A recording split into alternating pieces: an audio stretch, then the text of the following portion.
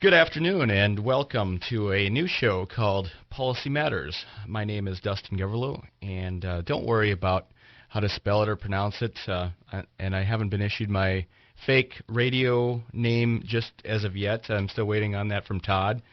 We're going to try something different here, and instead of all the yelling and screaming you normally hear on talk radio and all the bashing Obama, because that just gets kind of boring to me, we're going to attempt to talk about actual issues that affect everybody in North Dakota, but from angles that most people aren't talking about, especially on the radio.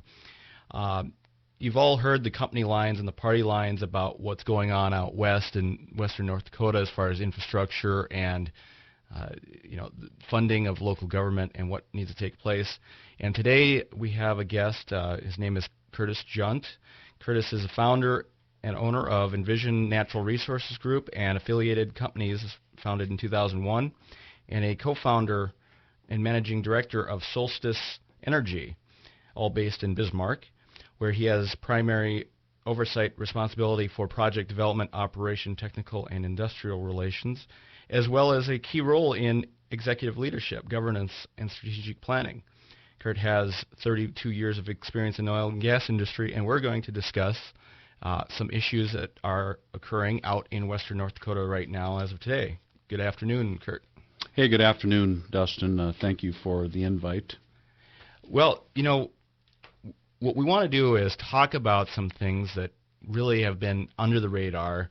They get kind of brushed over on the surface most times when our public officials are on radio or TV, but they really don't get into the nuts and bolts of what's going on out west when it comes to not only the oil industry directly, but how the industry is affecting local residents, local government, and infrastructure and what's going on. The first thing that comes to mind is we have a lot of politicians in North Dakota, from Governor Dalrymple on down, who are building up a massive state budget based on the idea and the premise that this oil boom is going to last forever. There's nothing that's going to bring it down at all. We're going to keep on producing at 1 million plus barrels a day, and nothing's going to stop that. That's kind of, they don't say it in those words, but that's kind of the impression that they would like people to have when it comes to what is going on out west. And, from your perspective, from the industry side of things, what do you think, and what are people that you talk to thinking about that sort of mentality that is going on in government right now? Well, Dustin, given Governor Dalrymple's position on the Industrial Commission, he has become well-versed in matters relative to the oil and gas industry through his role in being one of 3 members on the regulatory body.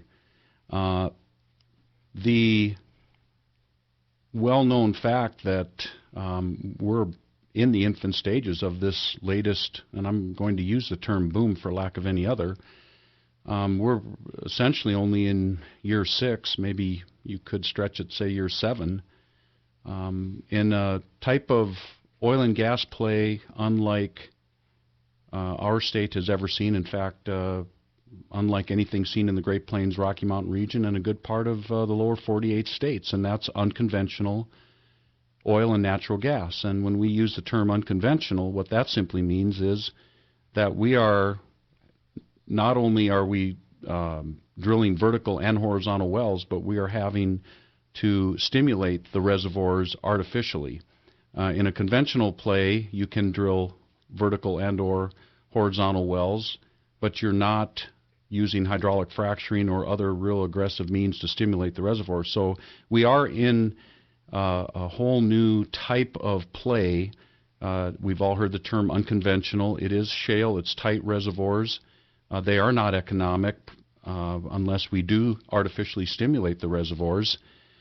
And what people need to understand is this type of unconventional shale resource play has a entirely different depletion rate.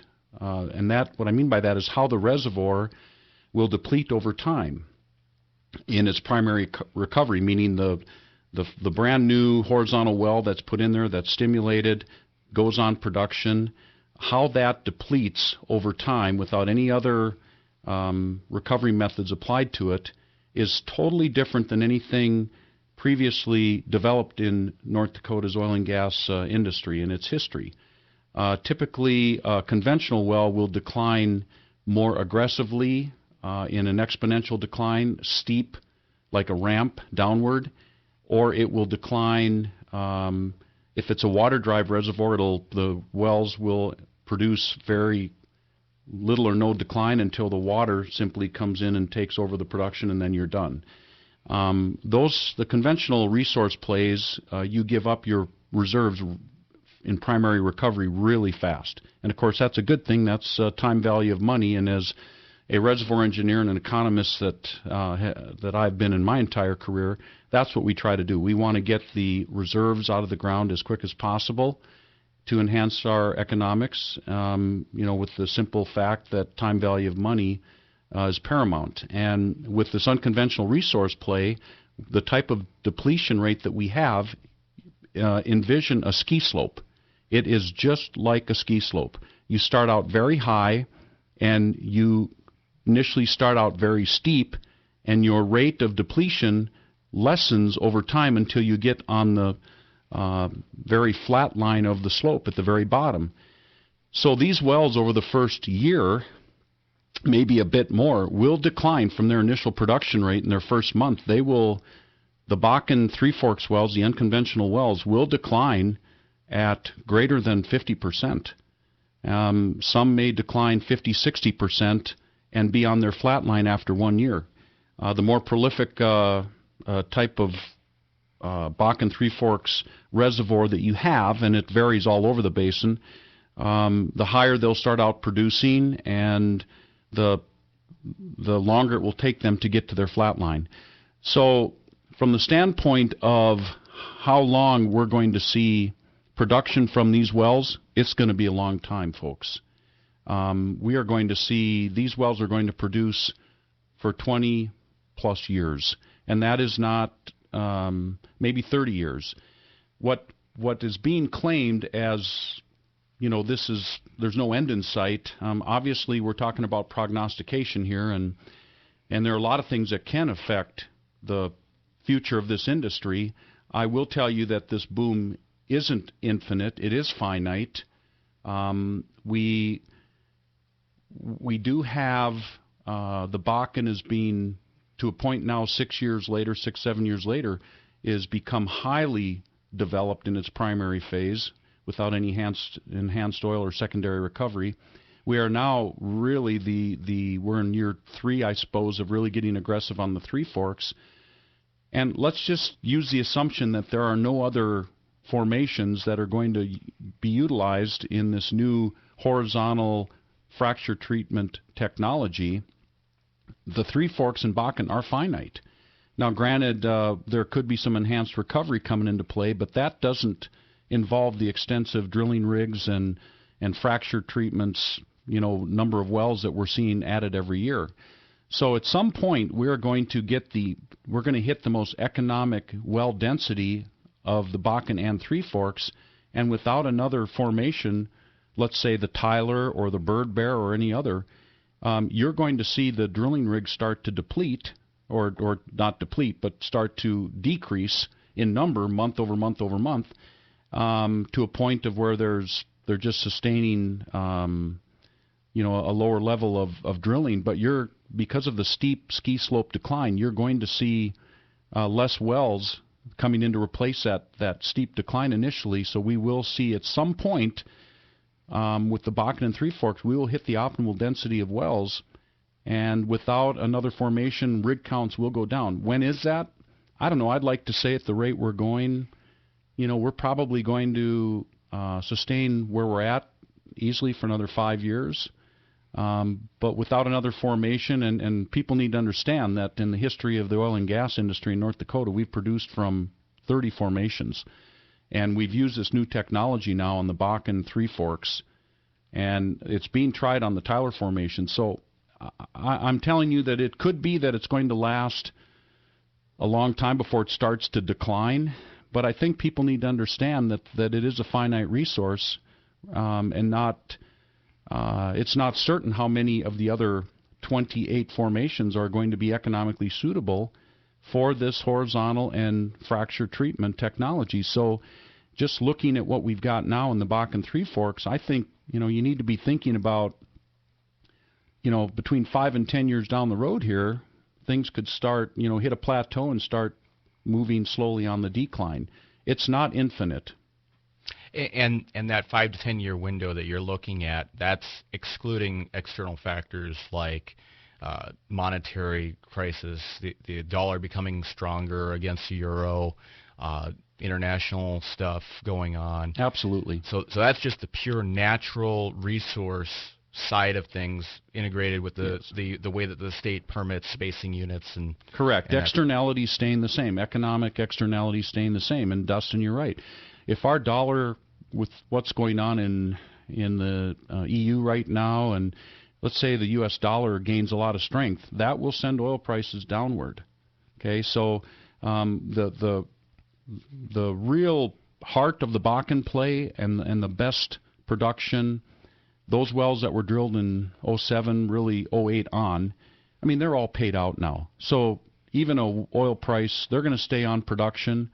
But what we're talking about is an oil price that drops to $70 a barrel now that we have moved into the outlier areas, which are not as prolific typically. That's going to shut down new drilling.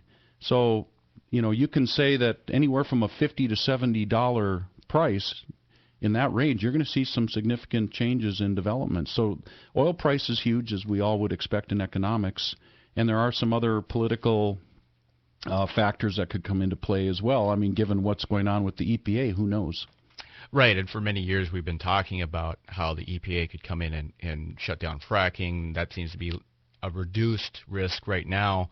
But what's going on in Europe, it would seem that it's in Europe's best interest to drastically reduce their reliance on Russia. And if Europe starts to buy more energy from us, and if we release the ban on shipping liquefied natural gas out of the country, obviously the U.S. dollar is going to become more valuable, the euro is going to become less valuable, and it's going to take fewer dollars to buy energy in the world because the dollar will have gained strength on the world market.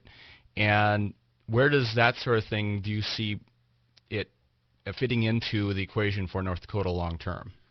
Well, North Dakota is going to be highly sensitive to all these factors, and I watch global economics as they relate to oil and gas, have for years and years and years. Oil being traded and a global commodity, that you have to pay attention to what is going on in monetary policy and in the global supply and demand. Other economies that are pulling more oil resources. Look at what brought our oil price to a sustained price of $80, $90 and higher. I mean, we saw the changes happen from 2007 really on, and China's industrialization efforts and its appetite for petroleum products has really been a huge pull. India is lagging behind, but between the two, they have a quarter of the world's population. So the 1.5 billion people in China and the 1.1 or 2 billion in India, you really need to pay attention as to what's going on in their development and industrialization. And then Russia itself has been, from a standpoint of, I talk about China and India from a supply or a demand standpoint, but I talk about Russia from a supply standpoint. And look at OPEC countries. They are conventional, high depletion rate, high recovery on primary type wells. They're sandstone type reservoirs, but they have been producing their eyeballs out for decades. And when you saw our oil price jump in not that many too recent years ago to hit that $100 a barrel in 2008, we were at 147. OPEC no longer has the ability to open up and flood the market to keep oil prices down. They demonstrated that. Everyone knew from a producer standpoint, that $147 per barrel price sustained is not going to be good for demand.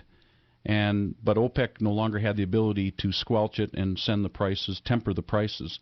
And that's really been the case. Well, that's a good thing for the world because those are a bunch of dictators. And, look what they did in 1973 and 1978. They no longer can do that to us.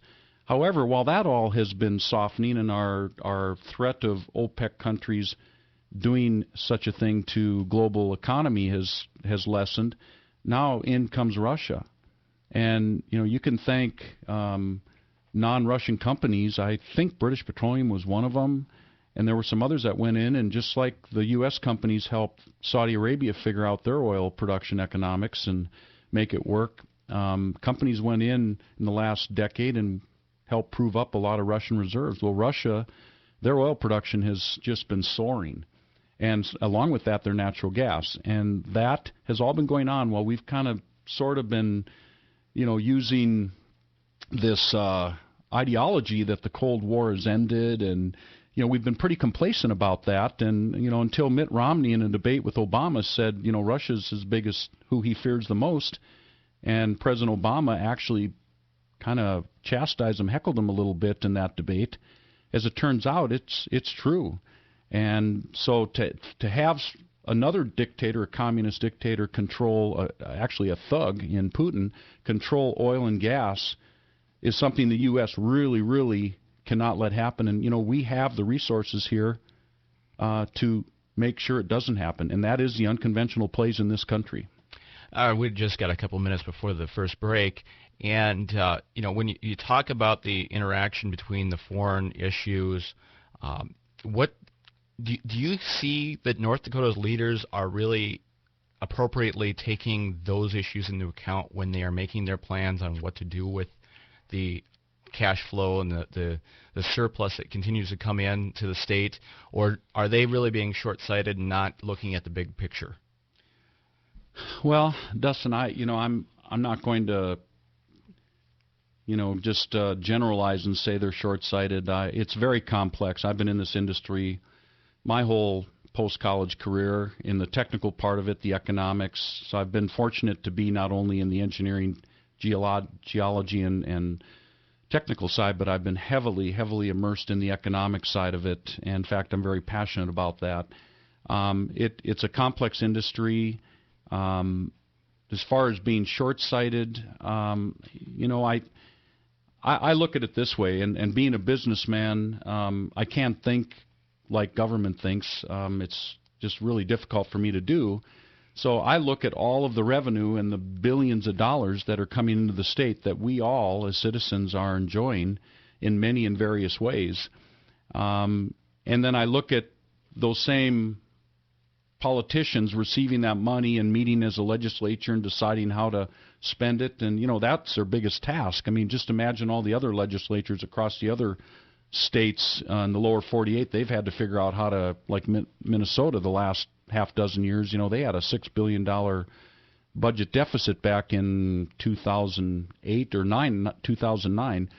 So our politicians have had to try to figure out how to spend the money, how to save it, what's the balance. And, I think that those same politicians need to look at where that revenue is coming from. And like we have done, there's been things set up, and I'm not knowledgeable about all of them, but I know there have been grants set up that counties can apply for different impact areas and things like that. But it does make sense for our politicians from all over the state to take ownership, to be more of a stakeholder in what's going on in these impact areas and more sensitive to people, and doing whatever we can to help lessen the impact more quickly, to try to temper the suffering. Because, man, when you're involved in the heart of a boom, whether it's a teapot dome back in Texas or the gold rush, I mean, all those people that experience that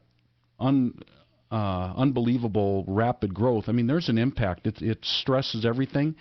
And our politicians, I believe, from all over the state, need to take more ownership in working with those counties to figure out how to not make them wait for 2 or 3 years to get things taken care of that have been impacted heavily by this this latest oil and gas boom.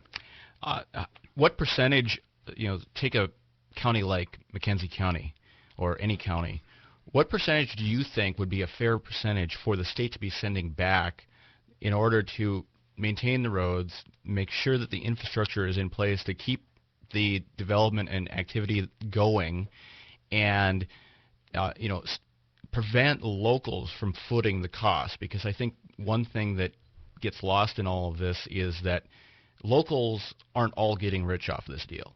That's correct. They're not. There are a select few.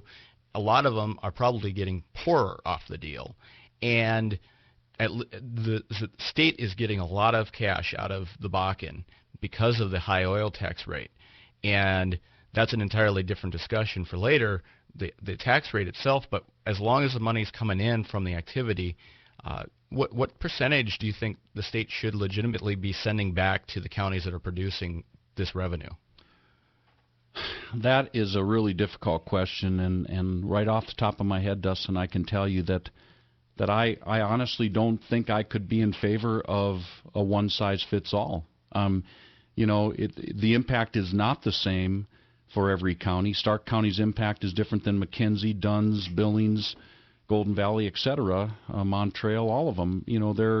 Their impacts are different, and but it is true that there are a lot of businesses, the trickle-down economics, or I think I read recently some writer called it a waterfall economics, but we're all familiar with the trickle-down economics. It's been pretty prolific throughout the entire state. I mean, we're seeing positive impacts that started 3 years ago. I really saw them 3 years ago, first quarter of 2011, but now I'm seeing them in Jamestown, Fargo, as companies are coming from other states and they're setting up their corporate office somewhere in North Dakota. I mean, it's from one place to the next, you're 3, max 4 hours away. So, but there are people, there are those families that, yes, they've got maybe better job security, maybe their wages are a little bit higher, but look at what's happened to rents.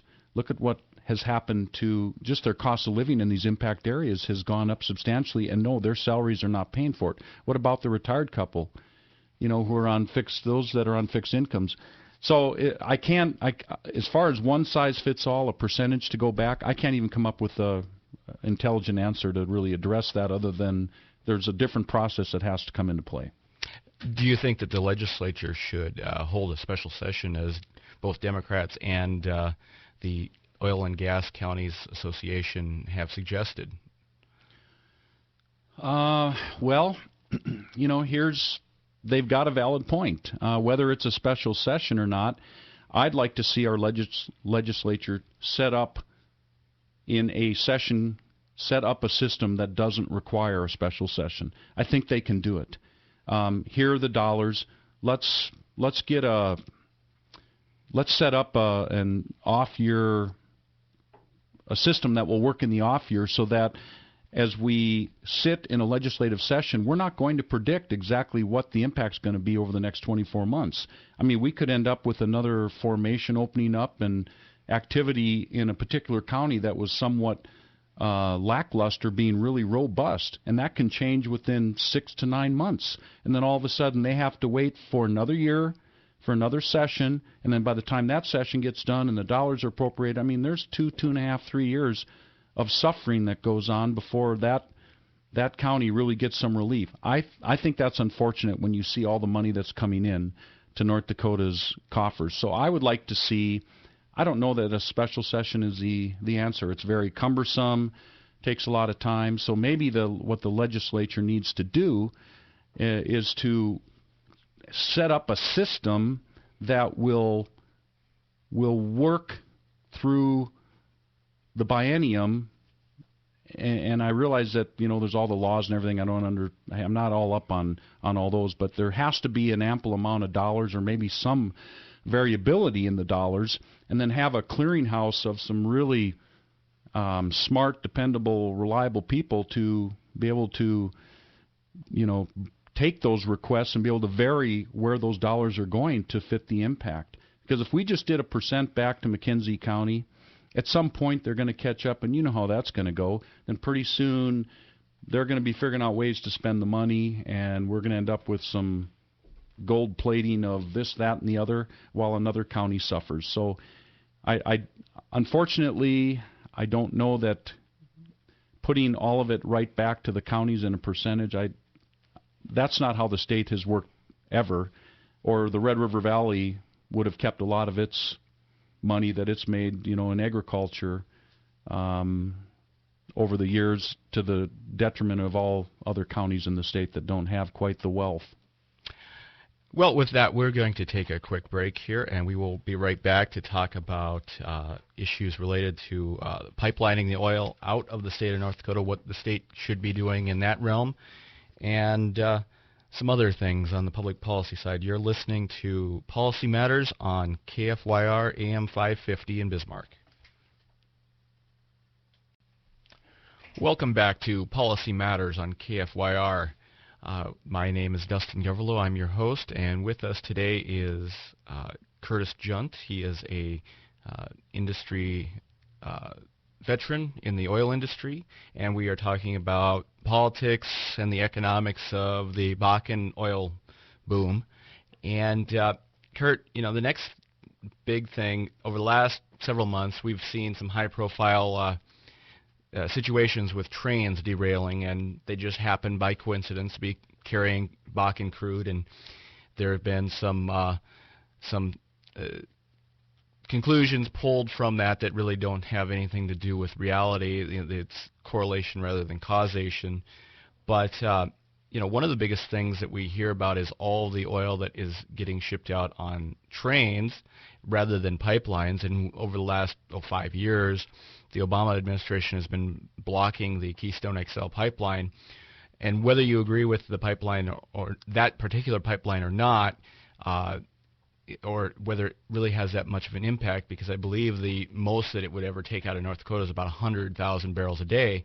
The bigger issue is pipelines in general, both for oil and gas. And what do you see as being the main hurdle for private industry getting those pipelines put down in North Dakota, and what should the state of North Dakota be doing both within the state and even perhaps on behalf of getting product out of the state in working with other states and paving the way for more pipeline capacity? Well, first let me say that I'm as a pipeline or two in my career, I've worked in midstream and also with an interstate Federal Energy Regulatory Commission regulated interstate pipeline. Pipelines are, bar none, the safest, most economic way to move oil and natural gas and gas products. Petroleum refined products, gasolines. There is no safer way, no more economically better way to move these products than through underground pipelines. We have no different than the airline when you look at how many passenger miles they fly, and there's certainly when they have an incident, it's catastrophic. I think the track record of the pipeline industry, we're still using some decades-old pipelines that have been carrying natural gas and other products in this country, natural gas for sure since the 20s, and probably some crude petroleum lines that are at least that old, if not older. Pipeline replacements are going on constantly. We have new technology. The pipes being built today are welded steel pipes. They are high tensile strength, high compression rated pipes. We've made huge strides over the last several decades or more in cathodic protection and coatings that go on these pipelines. Our leak detection and electronic survey equipment and monitoring that we have today is unlike anything that existed when I started in the industry 32 years ago. People need to understand that even going through, through waterways, going through marshland, that we have a lot of technology that we can make it long-term safe and put monitoring equipment in play to really detect, prevent any future incident at all. When we're talking about moving petroleum products, refined products, CNG, anything like that above the ground, it happens to be the only way you do it is on machines that run on wheel bearings and on tracks and roads, and there's a lot of moving parts, and the rail is an incredible asset from in the history of the United States and its role in industrialization, but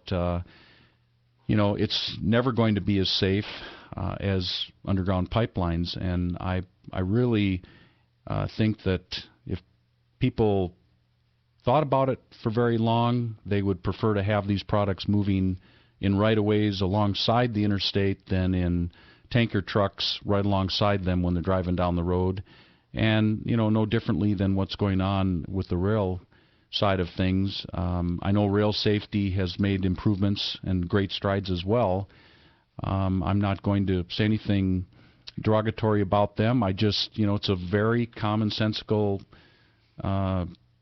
fact that obviously moving product below ground, there's far less moving parts than what you have when you're moving hundreds of thousands or even millions of barrels of oil across the rail system.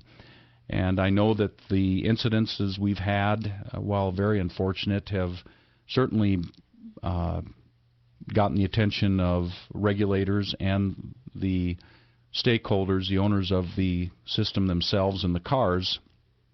And you're going to see and are seeing a lot of effort made to make that mode of transportation of petroleum products much safer.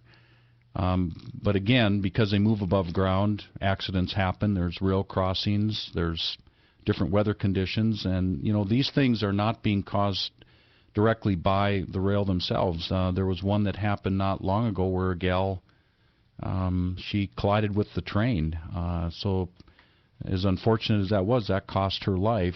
Those are the types of things that happen when you're moving products like this above ground.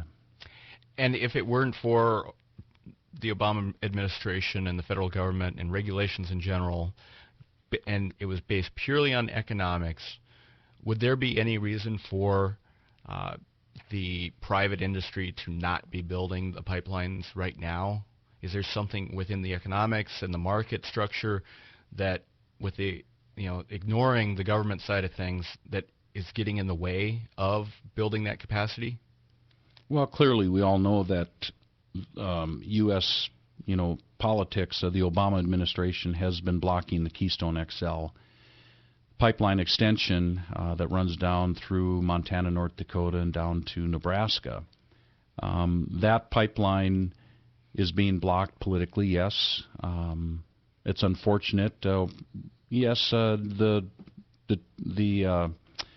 opponents are saying, well, it really doesn't move a whole lot of U.S. crude, but that's really beside the point. It is taking some. It's providing crude oil to refineries in the U.S. that have capacity, and those refineries are located closer to where the refined products are needed. And again, if we built a huge refinery in North Dakota and the pipeline just came to North Dakota and didn't run down through all the other states to get to Nebraska and down into Texas, we would be refining all these products, and we'd have to move them somehow through tanker trucks or rail cars.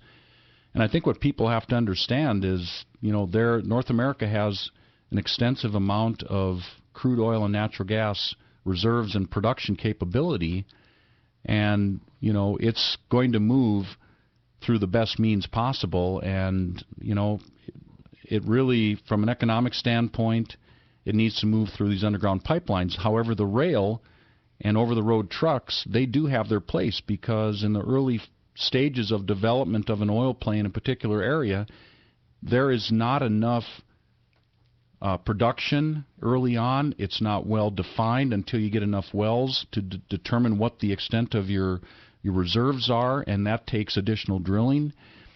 And as a reservoir engineer myself, I can tell you that I don't take 2 wells and then extrapolate across hundreds of square miles and say this is all the oil we're going to have. I mean, we have to keep drilling to determine, the geology and the reservoir characteristics across a greater area. So there is this lag time, and what has nicely filled in the gap and allowed the revenue to be generated in North Dakota and the wells to produce is the rail, has been the rail, and the tanker trucks moving the oil to different terminals, whether it's down the rail or injecting into a pipeline terminal. And we've got all those sorts of things going on. So, it takes a lag time in order to get enough biomass to justify the extensive expenditure to build a long-haul pipeline, or, it even comes into play with gathering systems. So it does become an economic issue, and, if you're out drilling in an outlier area now, further out in the margins of the Bakken Three Forks, and you're not sure what the economic extent is. And sometimes in order for us to even really know the economic extent, we not only need more wells, but we need to have them on production for a while, and we can't have them on production to know what their decline rates are going to be until we have a way to sell the product. And that's where tanker trucks come into play, and they take it to a refinery, they take it to a pipeline terminal injection point, or they take it to the rail terminal. And so as you see the amount of wells increase in a particular area in the Williston Basin, you've seen pipelines come in to serve those areas and less truck traffic. And you're going to see that continue to happen. So as we move to the outlier areas and into away from the heart of the Bakken Three Forks, that's where you're going to see the trucking and the rail will still come into play. And economics are a huge part of this. Sometimes it just is not economic in a particular area because of the distance from the main terminals to build a wet gas gathering system with all the liquid hydrocarbons and a crude oil line to get the oil to the nearest terminal. And, if the state doesn't like what they see in some of those areas where economics just aren't able to justify building the pipeline, that's where it can plow some of its money back in. And the same goes with flaring. If I can't build that gathering line to take all the hydrocarbons and the methane gas, the natural gas, I mean, I have to flare it. I have no other option, or I can't produce the oil. And if the state doesn't like to see some of that flaring, it can actually invest some of its own resources and improve the economics for a company to get its gathering line built those dozens of miles or more to the nearest interconnect point. Do you think that it's an issue of financing that the state could get involved in with Bank of North Dakota, or do you think it's just something that has to play itself out and because of the federal regulations and the other politics that are involved in it? Well, there are some wells that are on flare. I'm sure that even 0% financing of the capital cost to get the gathering line built is not going to be economic. I mean, until they get more production and you get enough biomass to get the economies of scale to improve the economics. I guess my point might be that the state, if the economics are just not justifiable, even with a marginally interest loan, there aren't a whole lot of other options for a producer except to take an equity partner into the picture, to where they may never get a rate of return. It really does get down to the economics, but I can't produce the oil in those areas. The oil might be economic, but it may not have enough natural gas with it to really justify building underground infrastructure, because I need compressor stations, and it's a lot of hundreds of thousands of dollars a mile to make even just a gathering system to get it to an interconnect point that can go to a processing plant and to an oil terminal. And from what you see right now with the way that the economics and politics are playing out, what do you think that the biggest challenge that can actually be addressed there are plenty of things that people think the legislature or politicians can do or the state can do. What do you think is one thing that the state can do other than just staying out of the way of development to make this process easier and to maintain this development long term? What can the state do? I think the state is one of the single biggest stakeholders in this whole thing. They get a cut of everything that's being done.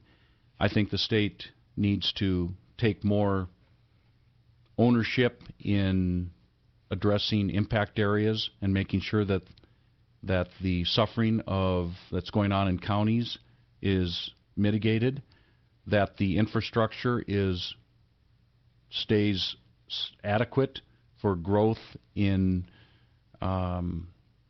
for communities that are having to deal with the workforce that's coming to their communities and the strain on their water systems and all their infrastructure. That the roads are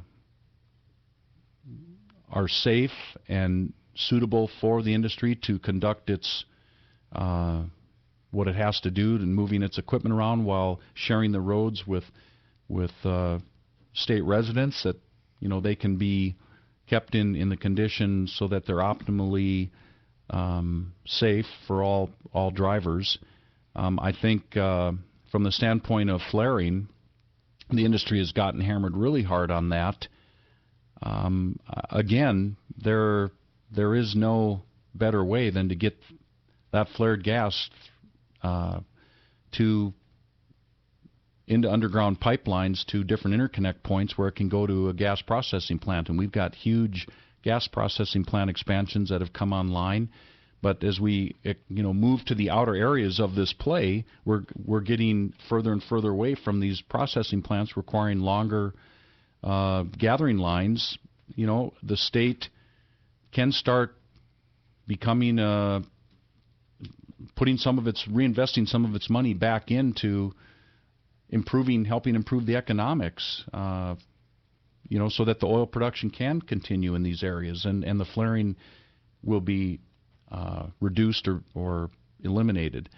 So I think I really think what I'm trying to say is it's a big stakeholder. It needs to have an ownership mentality in everything that's going on as far as what's supporting the industry, not just attacking the industry and treating the industry like it's pillaging the state. I mean, it's not. I mean, we have some extremely diligent companies out there using the best technology. Why? Because it's the right thing to do.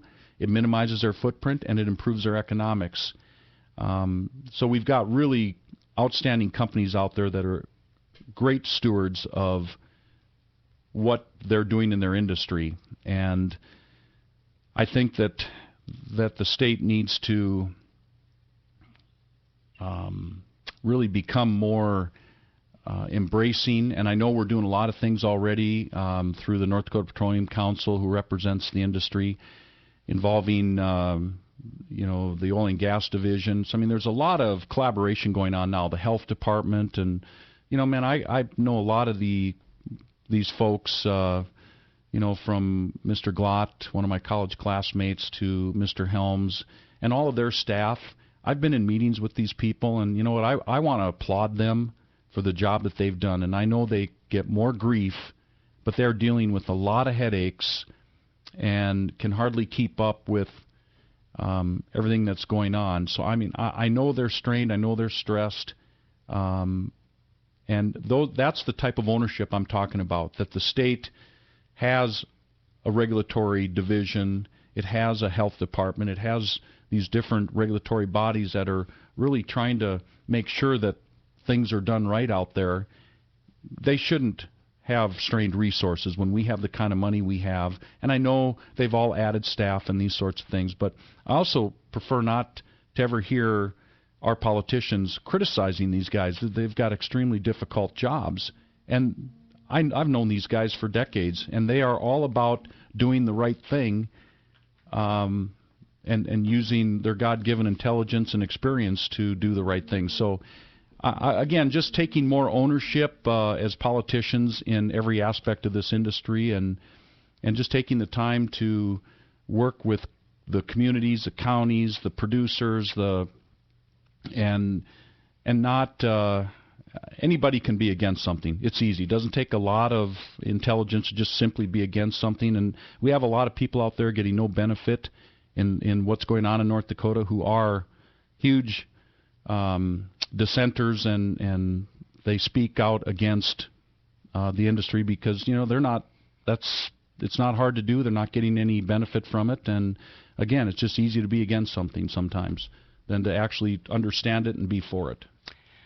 Yeah, and I think that, just some closing thoughts here, that the biggest problem that I see in this leadership vacuum that we have a lot of times in the state when it comes to the economic growth is that too many politicians, mostly Republicans, are too eager to take credit constantly for having a solution that fixes the problem or puts a Band-Aid over the problem for a few months or until the next legislative session, rather than coming up with solid public policy to prevent that problem from coming up for at least 5-10 years, and developing that consistency in policy that the industry and that the public can rely on to help sustain this whole process.